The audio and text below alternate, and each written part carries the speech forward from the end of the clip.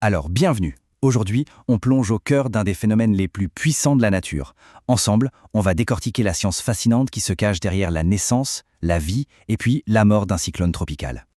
C'est la question que beaucoup se posent, non? On voit ces images satellites, ces spirales immenses, à la fois magnifiques et terrifiantes. Mais comment est-ce que ça démarre? D'où vient toute cette énergie, cette puissance colossale? Pour vraiment comprendre, il faut changer de perspective. Oublions la météo une seconde et imaginons plutôt une gigantesque machine thermique. C'est exactement ça, un cyclone. Une machine qui transforme la chaleur de l'océan en une énergie de vent absolument dévastatrice. Ok, alors allons-y. Comme n'importe quelle machine, un cyclone a besoin de carburant pour démarrer. Et sa recette commence avec un ingrédient fondamental. Sans lui, impossible de lancer le moteur.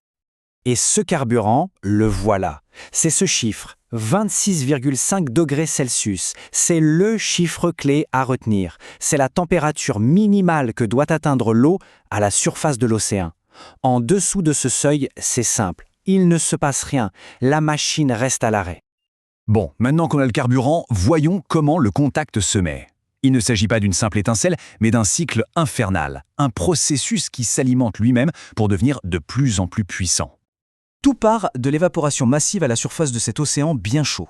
Cet air, qui est maintenant gorgé d'humidité, devient plus léger et commence à monter. En montant, il se refroidit et c'est là que la magie opère, la condensation.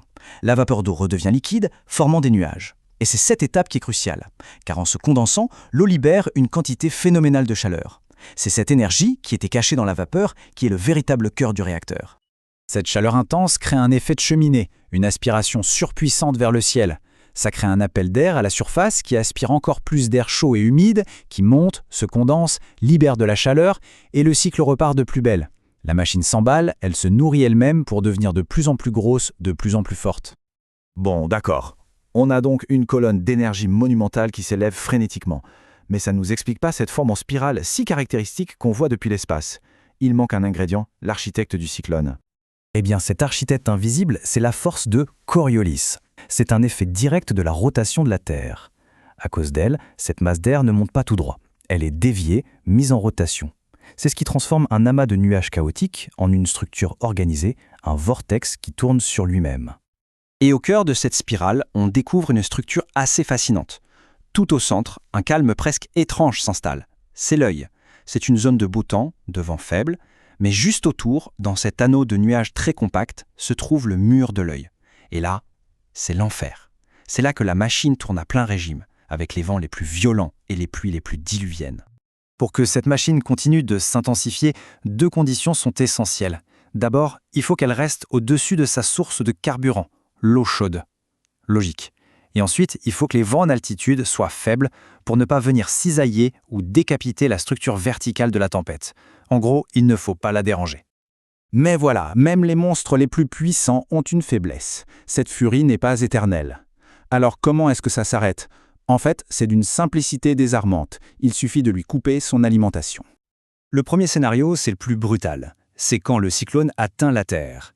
Dès l'instant où il quitte l'océan, il est coupé net de sa source de chaleur et d'humidité. Privé de son carburant, la machine commence littéralement à suffoquer. Son déclin est alors rapide, inévitable. L'autre façon de mourir est plus lente, plus insidieuse. Le cyclone dérive simplement vers des eaux plus fraîches, des zones où la température passe sous ce fameux seuil critique des 26,5 degrés.